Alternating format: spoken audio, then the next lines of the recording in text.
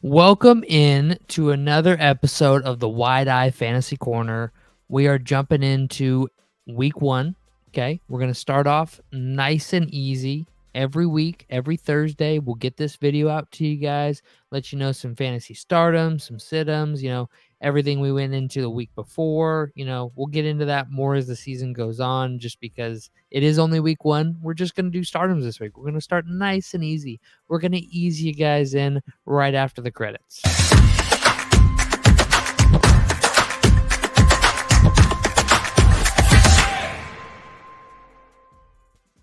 All right, so let's dip a toe in the water. Okay, let's get our feet wet with the fantasy football. I think this is gonna be a rough fantasy pod. Rough fantasy pod. I mean, it's everything's so unknown still, right? We just don't know anything yet. Where this is all projections still. We don't really know what are and are not, like, scheme wise and touches and receptions and targets and how this quarterback looks with this receiver. Like, we just don't know things yet. And as the season goes on, we'll obviously learn more. But let's go off projections. Let's do what we do best, and just kind of couch quarterback it. So We're just gonna go through, and we're each gonna give a must start guy. If you have this guy on your team, he's a must start. It could be anything from Christian McCaffrey to J.K. Dobbins to DK Metcalf to Saquon Barkley to Tyreek Hill. It could be anybody. Okay, we're gonna keep it nice and easy. We're gonna give you the position. We're gonna tell you why. We're gonna tell you, all the things you need to know. And then that'll be it. We're going to be doing this every Thursday. So if you want to get keyed in to good fantasy advice from us, make sure to like, subscribe, turn the noti bell on even. We'd appreciate it. And we're still doing our 50 like giveaway. Any video that hits 50 likes that you liked, you're automatically entered into a giveaway for that video.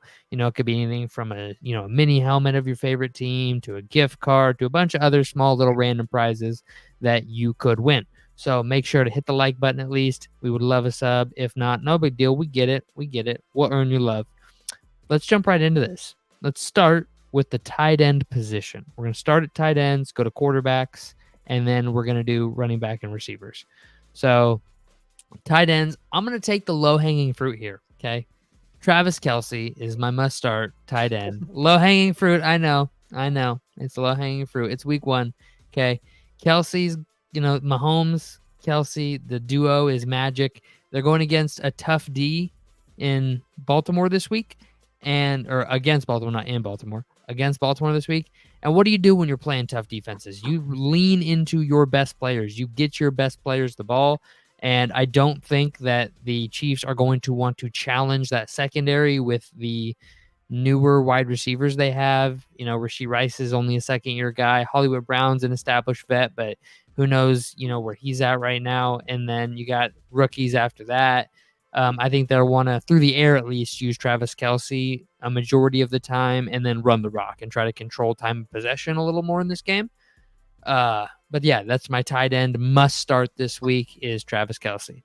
Riley, who you got? My must start tight end, I'm going to go with Dalton Kincaid. I think week one, with all the new targets Josh Allen has, I think Kincaid gets a lot of targets, being he's the biggest one left over from last year. He played with Dalton Kincaid last year. I think he's going to get a lot of targets in week one, especially around the red zone. I think he could have a big game week one. Yeah, I agree. I agree with that. Spoon, you got a tight end for us this week? So I'm just basing, obviously it's week one. We don't know what's going to happen. So I'm basing it off of what I saw last year. One thing I saw last year was Miami gave up quite a bit of points to tight ends. They were like the 4th or 5th most at that position. You got Evan Ingram in Jacksonville. They lost some weapons. Watch Evan Ingram. He's one of the few guys that's still there. I like it. Might get a lot of targets. He gets a lot of targets. I think he caught like 112 balls last year. I mean, dude gets a ton of targets, gets a ton of catches. I like that pick. I like that pick a lot. Let's move on to quarterbacks. Jalen Hurts is my pick this week. Green Bay always starts slow. They always start slow every year. Going back to the Aaron Rodgers days, they start slow. I think Philly starts hot. I think He probably ends up with a rushing touchdown or two and a couple passing touchdowns, a few hundred yards. I like the way it looks on paper. We'll see how it plays out in reality. Riley, who you got? So my must-start quarterback is gonna be Lamar, and mainly because he can catch his own passes. In a pinch he can. But with obviously week one, I've said it before, it leans towards the run game. The passing attacks can be slow. I don't know. Have you seen what they said about Derrick Henry? Lamar and Zay Flowers did an interview this week where they were talking about like, how do you feel about Derrick Henry in the offense? And both their eyes go from like this to like, dude, you don't understand. Have you ever seen this dude in real life? He's huge. Like, he's so big, so fast. Lamar's like, I just hand him the ball and then like, go big fella, go. I'm cheering like the fans. Like they want. I think you're right. They're gonna. And I've said this before. Like, who's gonna stop this run game? Like, it's. Yeah. I mean, and I think Lamar is the quarterback with the highest rushing upside. Yeah. So I think even if his pass game is slow, he can make up for that with what he does with his legs. Yeah, absolutely. And week one, that's huge. Absolutely. Spoon, you got a QB for us? All right. If you are the type to stream QBs, am I the guy for you? Oh boy. You ready? I got a couple. Okay? This is not. These are people that obviously aren't taken in the top 10, but I got 3 QBs for you. And the first one, I don't think you'll be surprised at all, but from the name that's going to come out of my mouth. But is it Kirk Chains? No. Damn it.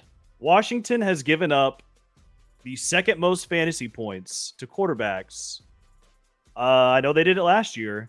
Now, did that defense get better? Yes. But Baker has the weapons. I think Baker's going to be a very good streaming quarterback this week. Baker. This man went Baker out the gate. I did go Baker. Baker out the gate. Now, here's all right, another one like for you. Okay, all right. And it's a game. You could go with a quarterback from either side. Okay. So it's 2 defenses that were also in the top 5 giving up points last year. To me, on paper, neither one of them got better. You got Jared Goff and Matthew Stafford going against each other. And I'm telling you right now, stream either one of them. I think that could. I mean, I could see them both getting 3 TDs and 250 yards easily this game. So, Jared, as far as fantasy production goes, snag Jared Goff if you can right now. Yep. He plays indoors in like 14 out of the 17 games he plays, and he is statistically like twice as good indoors as he is outdoors. Riley's talked about his struggles against the Bears at Soldier Field a bunch.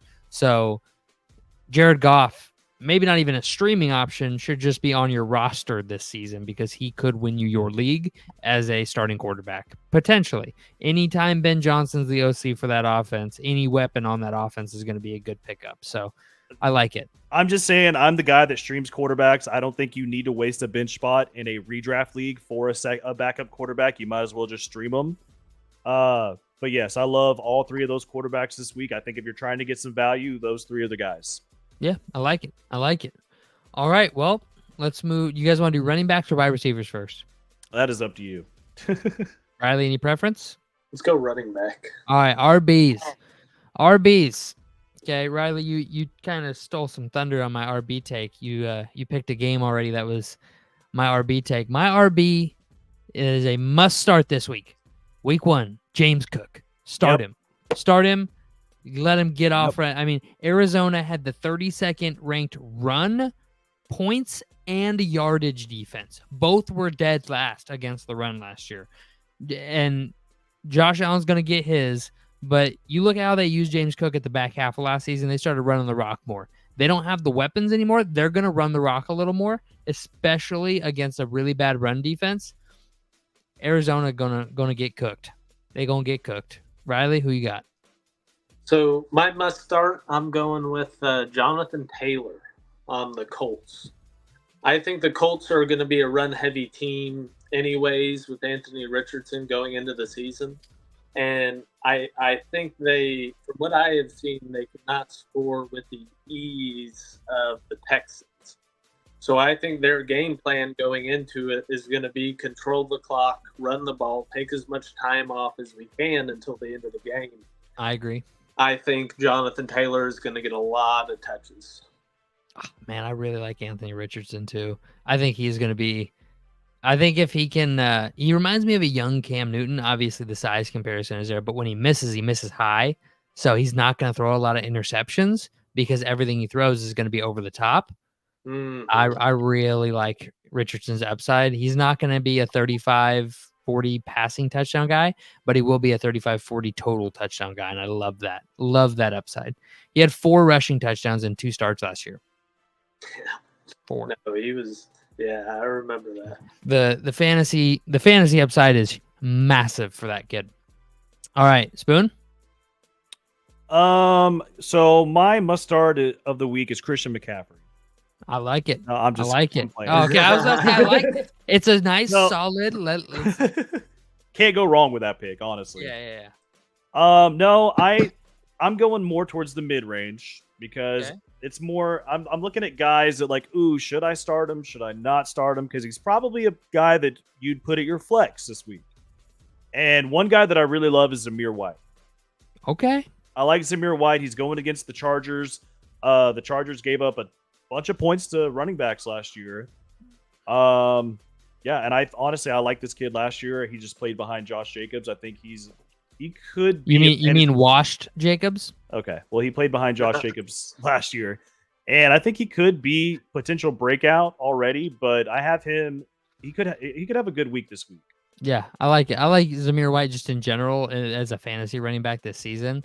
I think he's got a lot of upside with relatively low downside. Yep. High floor, low ceiling situation. Floor is kind of the 8 to 12 points. Ceiling's kind of at that 31 to 35 point game where he has 2 rushing touchdowns, 2 receiving touchdowns situation.